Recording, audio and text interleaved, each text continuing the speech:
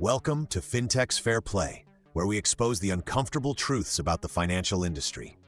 Today, we're examining a critical issue that's being systematically ignored: the UK's massive financial advice gap that's leaving millions vulnerable to poor financial outcomes. The data doesn't just suggest there's a problem, it confirms it with absolute certainty. According to intelliflo's 2025 advice map of the UK, which analyzed 2.8 million client records, financial advice remains overwhelmingly concentrated among older, wealthier married men. This isn't just an imbalance, it's a systemic failure that threatens the financial well-being of entire segments of the population. The age crisis. Let me be absolutely clear. 88% of all financial advice in the UK is going to people over 40. Only 5% of people under 30 are receiving financial advice.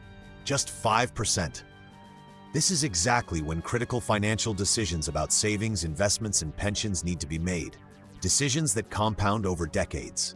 Even among those in their 40s, when peak earning potential is often reached, demand remains shockingly low at just 13%.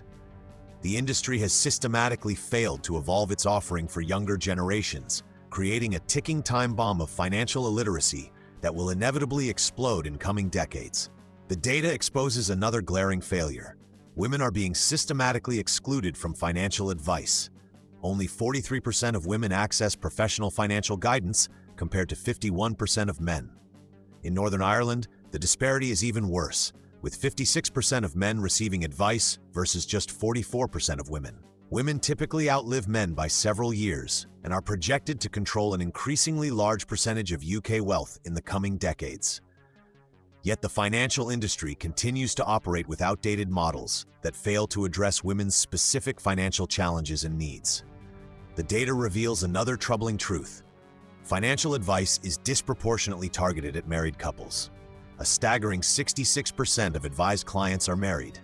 In contrast, only 7% of single people and a mere 11% of widowers receive financial guidance.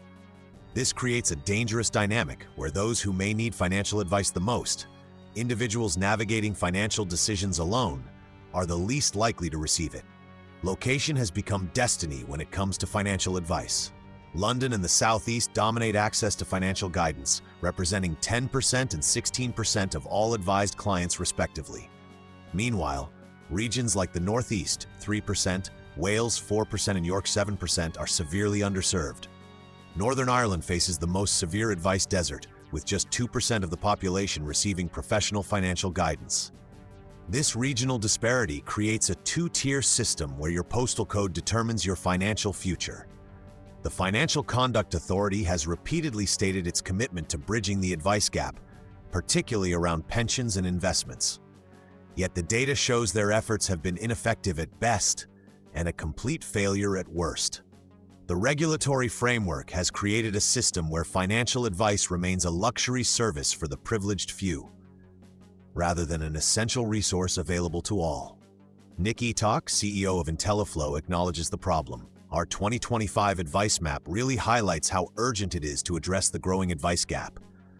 The solution lies in technology, but the industry's adoption has been painfully slow.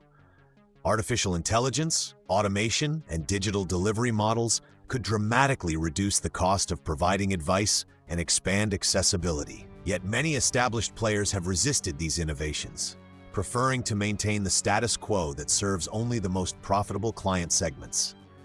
Without urgent action, we face a future where financial literacy and security become even more concentrated among the privileged few. The industry must embrace technology not just as a cost-saving measure, but as a democratizing force. Regulators must move beyond lip service and create frameworks that actively incentivize financial inclusion.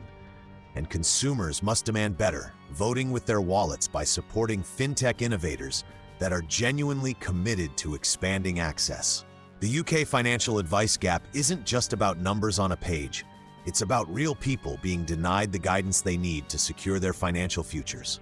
At FinTech's Fair Play, we will continue to expose these inequities and hold the industry accountable. Because financial advice shouldn't be a privilege for the few. It should be a right for all.